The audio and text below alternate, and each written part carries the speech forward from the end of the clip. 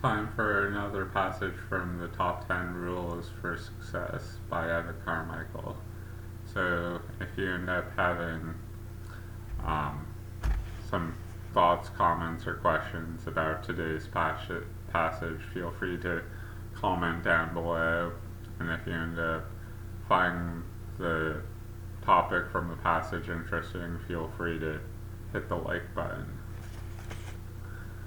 So today I chose Rule 5 from Mark Cuban: enjoy competing. I've always just really enjoyed just the competition of business. I think in the sports business, I'll talk to our players and it'll be like, well, you guys compete for 48 minutes and you practice a couple hours and you work on your game independently a couple hours, but the ultimate sport is business because you have to compete with everyone and you have to do it 24/7 by 365 days a year forever, and there's always somebody out there trying to kick your butt. There's always somebody who looks at your business and says, I can do that better. I have a better idea. And you have to compete with the person, and all the while you have to make your customers happy, your employees happy. It's the competitive side of me in any entrepreneur that I think that has to drive you, and I think that carries over into the Mavericks. I want to win and I want to compete. So, not everyone will agree on the whole idea of competing because, some people think that, it's a good thing, like Mark Cuban's talking about here. Other people, think that because of, God or higher power or the universe or whatever, that as soon as you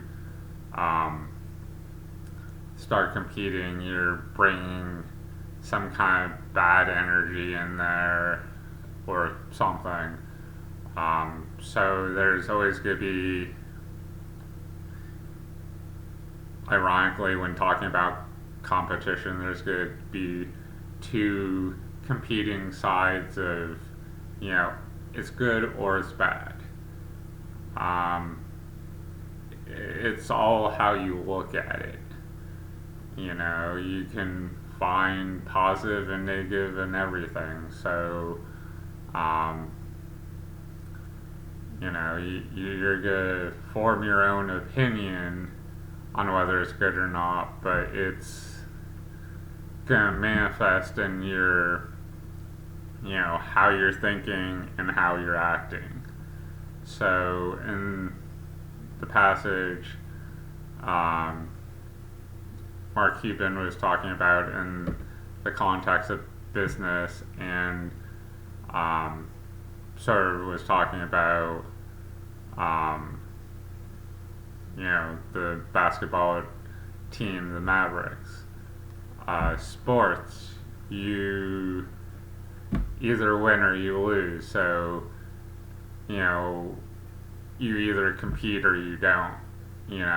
Each team's trying to win, and ultimately one of them has to lose. You can treat business that way,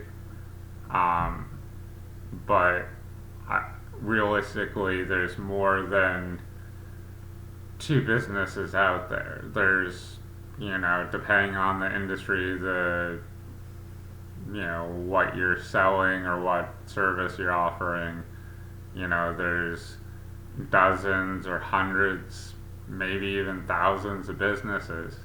So, if you're looking at it as a competition, you're not just competing against, one business that's trying to take you out. you're competing against potentially thousands that are trying to take, your piece of the pie. So, if you're trying to be profitable and, you're trying to share your piece of the pie, but, you have this little sliver, and then another company has a little sliver, and another company has a bigger sliver, like, okay, either they're trying to take some of your slice, or, they're trying to innovate. So when you have, different ideas on how to do things, you shake things up, and, instead of doing something the way it's been done for 100 years, you do it differently. That might disrupt the marketplace. You might get a bigger share by doing bigger share of the marketplace by doing something differently, or it might tank, and your competition might, eat up some of what you're trying to do. So, you have to constantly be, thinking about how you're doing things. Is there a more efficient way to produce your product or service? Is there a better way to package it? Is there a better way to make your customers happy? And ultimately, can you make your employees happy so they can, focus on making the customers happy? Because if the customers aren't happy, they're either not going to buy your product, or if they've already bought your product, they're not going to consider buying from you again.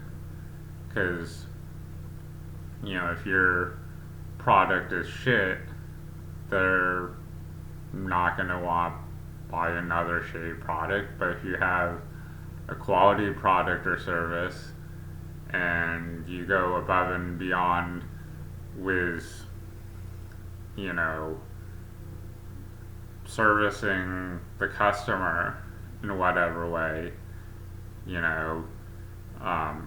customer service stands out when, products and price points and everything else are more or less the same. Customer service will help, you stand out some. If, company A, B, and C are within a couple of pennies, and the quality of the product at that same price point, is also within like a percentage or two of each other, the customer is going to go with the company that they like the most, that they feel loyal to, because the company made them feel good. So, whether you want to compete or not, other businesses will probably be looking at as a competition. So you just need to think how you can improve your product or service, how you can improve the customer's experience, how you can improve the employees' experience, so they can continue making good products or services and continue to service the customers. Hopefully you found some value in this, and if you did, maybe considering subscribe and the bell notification so you can see when I upload new videos. Thanks, and have a good day.